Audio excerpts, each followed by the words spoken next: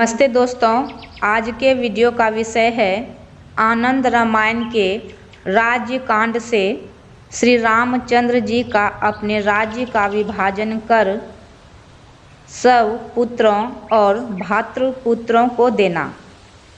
एक दिन जब श्री रामचंद्र जी अपने राज्य कार्यों में व्यस्त थे तो उसी समय यमुना तट के निवासी समस्त ऋषि लवणासुर नामक राक्षस से भयभीत होकर राम के पास आए। भार्गव और च्यवन ऋषि उनके नेता थे। सहस्त्रों ऋषि एक साथ होकर राम के पास पहुँचे। राम ने उन लोगों का परम भक्ति से पूजन किया। फिर वे मधुर वाक्यों में मुनि मंडलों को प्रसन्न करते हुए बोले, हे श्रेष्ठ मुनिगण, कहिए किस कार्य से आप लोग यहाँ मेरे पास आए हैं। मेरा अहोभाग्य है जो आप लोगों ने दर्शन दिया है। कहिए आपकी क्या आज्ञा है, उसे करने के लिए मैं तत्पर हूँ। यदि कोई दुष्कर कार्य होगा तो मैं उसे करने को प्रस्तुत हूँ, क्योंकि ब्राह्मण मेरे लिए देव स्वरूप हैं। आप निसंकोच मुझ सेवक को आज्ञा कीजिए। तब राम की इस प्रकार की बातें सुनकर ऋषियों के नेता च्यवन्य ऋषि बहुत प्रसन्न होकर बोले, हे राम, पूर्व कृत युग में मधु नाम का एक बड़ा दैत्य हो गया है। वह बड़ा धर्मात्मा और देवता तथा ब्राह्मणों की पूजा करने वाला था। उसकी इस सेवा भाव से महादेव जी ने प्रसन्न होकर उसे एक त्रिशूल दे दिया और कह दिया कि तू इस त्रिशूल को जिस पर चलावेगा वह भस्म हो जाएगा। रावण के छोटे भाई की स्त्री कुंभिनी से वह भीम विक्रमी लवना उत्पन्न हुआ है। अब वह अति दुरात्मा देवता तथा ब्राह्मणों का नाशक हो गया है। पूर्व में जो मधु नाम का दैत्य आपके हाथों मारा गया था, उसका इसीलिए यह नाम पड़ा है कि आप मधुसूदन ने उसे मारा था। अब मधु के समान ही आज लवणासुर से व्यग्र होकर हम आपके शरणागत हैं। मुनिश्रेष्ठ च्यवन्य की यह बातें सुनकर राम ने कहा, हे ऋषियों, आप लोग चिंता रहित हो, अपने आश्रम को जावें। मैं राक्षस लवना का संहार करूँगा।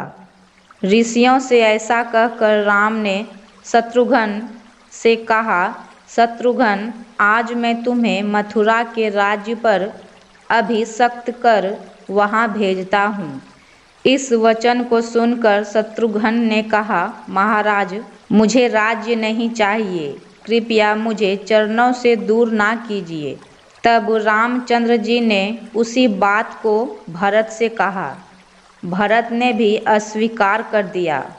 तब राम ने सुबाहु यूपकेतु को समझाकर ब्राह्मणों को बुला उनका अभिषेक कर दिया और समक्ष बैठे हुए शत्रुघ्न को सब नामांकित बाण देकर कहा कि देखो, तुम इस बाण को उठाकर संकट रूप लवणासुर को क्षण मात्र में ही इसी प्रकार मार डालोगे जिस प्रकार इंद्र ने वृत्रासुर को मारा था।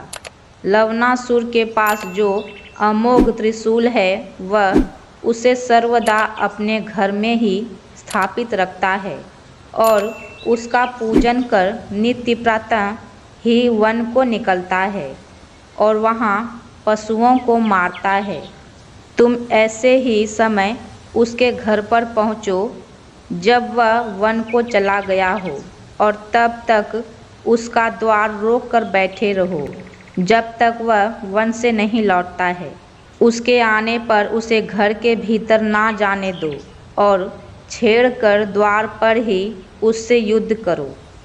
वह तत्क्षणात् क्रोध होकर तुमसे युद्ध करने लगेगा और तब तुम इसी बाण से उसे मार डालना। इस प्रकार उस दुष्ट लवणासुर को मार कर तुम उस मधुवन में यमुना नदी के तट पर मथुरा नाम की एक नगरी बसा दो। उस नगरी में सुबाहु को उसकी पत्नी और बच्चों सहित बैठा दो और विदेशा नामक नगरी पर इस यूपकेतु को और इसके बालकों को सेना सहित बैठा दो। इतना काम करके हे शत्रुघ्न, तुम शीघ्र ही यहाँ मेरे पास लौट आना।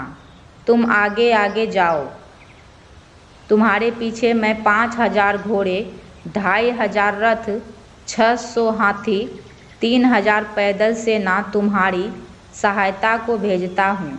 तुम्हारे लौटने पर फिर मैं एक बार सब राजाओं को विजय करने के लिए यात्रा करूँगा।